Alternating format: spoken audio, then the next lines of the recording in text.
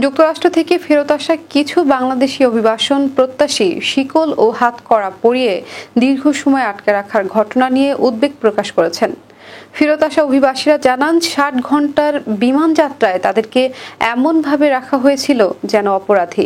পুরো পেটে শিকল ছিল, হাতে হাতকড়া ছিল, তারপর দোনো পায়ে কড়া লাগানো ছিল। কেউ কেউ বলেন আটকের পর বেশ কয়েকদিন ডিটেনশন সেন্টারে রাখা হয়, সেখানে মাসের পর মাস ছিলেন অনেকে। ফেরত পাঠানোর সময় ২.৫ দিনের জার্নিতে কেবল চিজ দেয়া ৪টি পাউরুটি এবং অল্প পানি দেওয়া হয়েছিল। শৌচাগারে যাওয়ার সময়ও হাত কড়া পুরোপুরি খুলে দেওয়া হয়নি।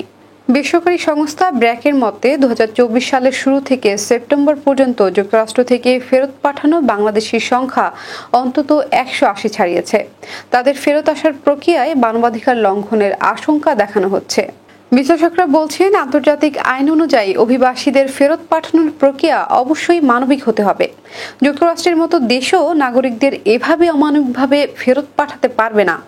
বাংলাদেশ সরকারের উচিত এই বিষয়গুলোতে সক্রিয়ভাবে সোচ্চার থাকা।